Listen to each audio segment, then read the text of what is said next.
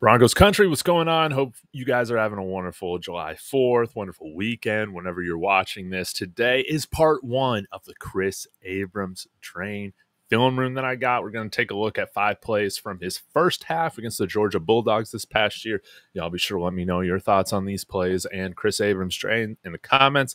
Like and subscribe as always if you want some more Broncos content. But let's go ahead and get into the play, shall we? So I got 3 that I think really showcase some positive traits that he has. And then I highlighted a couple plays that we could deem this as room for improvement, probably things that the coaches are definitely going to be working with him on.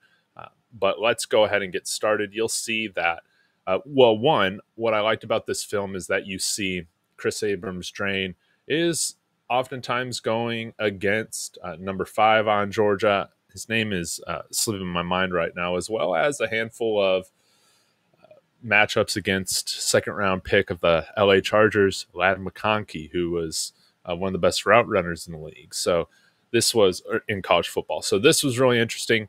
Let's go ahead and get started, though. This is a play where you see him make an impact in the run defense category.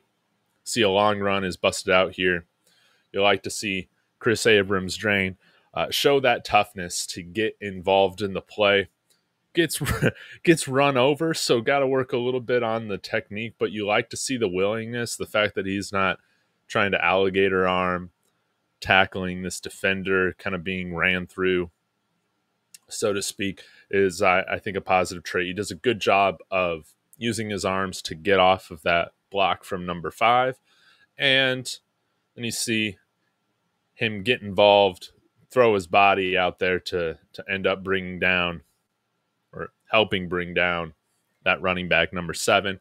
We'll see a nice little angle of it here, or number 2 rather. A nice run, but does a good job of shedding that block. So there's a willingness. I do think that if your corners are going to be supporting in the run game, not many of them are going to be like Champ Bailey, so to speak. A lot of it has to do with the willingness to be a part of the physical part of the game, and you see that right there. Let's go ahead and move towards some more tackling, this time in pass coverage. Thought he read this underneath route pretty well, shows good instinct, and then helps make the tackle. So let's go ahead and run this play.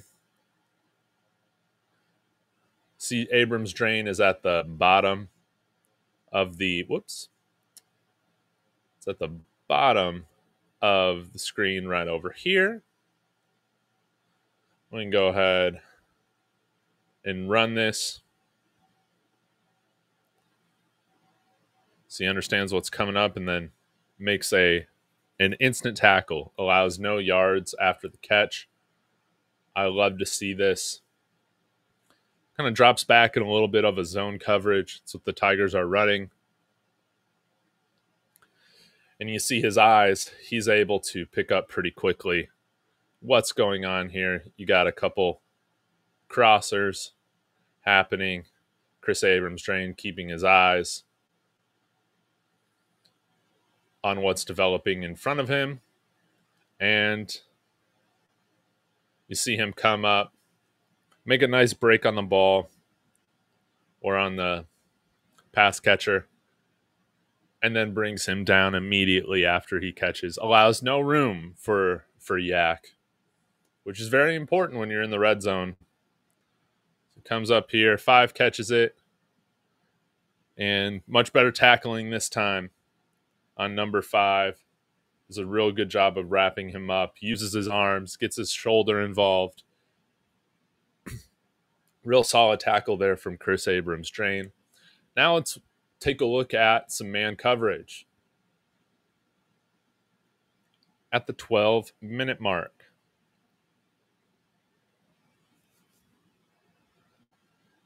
See, Abrams Draine is down at the bottom of the field right here going up against number 5. Bigger wide receiver than he is. And we'll play this all the way through. This doesn't... Oh, yes. This is thrown to him, and he Again, makes a textbook play to create this incompletion. Let's watch it from this angle. He does a good job of sticking with this wide receiver on this post, and you see he makes a well-timed break on the ball, incomplete. That is about as good as coverage as you can get from Kris-Abrams Draine. We'll watch that again. And some of the things that I noticed is that I feel like he moves his hips pretty quickly.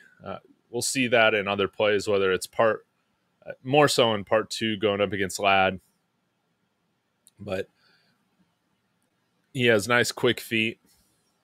A little undersized, but if you're playing this way, that no complaints from me.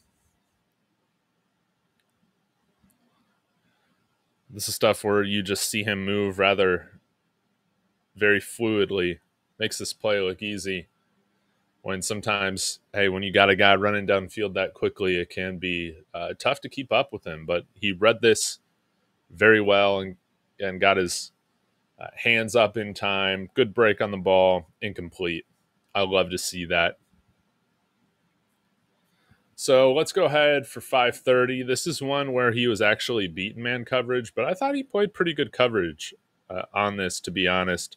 See, Abrams Draine again is down here, going up against 5.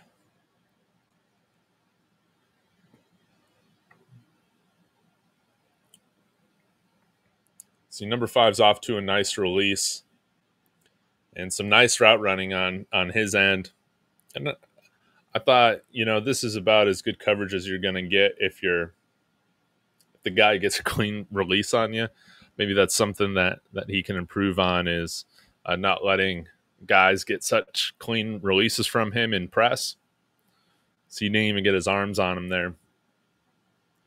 But has good makeup speed to make up the distance. You see he's running right along with him, but then there's a nice second cut here from number 5. That's where he creates his space. Abrams Draine almost gets back there, gets his hands up, but this is just a really nice catch. You'll see it at the other angle here over the middle of the field. Nice throw by Carson Beck. Again, sticking with him, throwing a little bit behind him, gets his arms up, but it's just a little too late. He's a little too short here in this case. Beck threw this to where only his guy could get it. He brings it down, but you like to see, again, he's having contact there at the point of the catch. I thought 5 just made a really nice play. Like, I don't really know what more you could ask for there in terms of running alongside after the release. He's like, dang, kind of shakes his head a little bit. And lastly, let's take a look at another one where he got beat here, but I flagged this as a nice contest on his end. See Abrams Draine down there again at the bottom of the screen, going up against 5. And both of these catches were earlier in the game, which I thought was interesting. I think you saw him play better ball as the game went on. Those first 3 plays that I showed earlier were all after these 2 plays. You can see one-on-one coverage. Again, I thought he did a good job, but number 5 just comes down with that 50-50 ball. He's a little out of position there with where the ball's thrown, a little bit behind him. But nonetheless, does a good job of sticking on number 5. Doesn't allow a lot of room to breathe, which is great. Maybe you could argue that you'd want to see him kind of press 5, guide him more towards the sideline. But 5 made a nice adjustment, kind of like Cortland Sutton does, on those 50-50 balls. But overall, I think that there is a lot to like in terms of his ability to cover. And you'll see in part 2, when I get that out, him covering Ladd McConkey, which was really nice. Yes, I think that he needs to be coached up on more of the nuances of the game. Like I talked about, like you want to see him get his hands on guys and press, not allow such easy releases. And of course, clean up some of the positioning here on some of these close one-on-one balls. But I think overall, the biggest takeaway that I have, or biggest two takeaways that I have from Kris-Abrams Draine, is that I think he has the potential to be a very solid cover corner in this league, and there is a willingness to be part of the run game and tackling rather.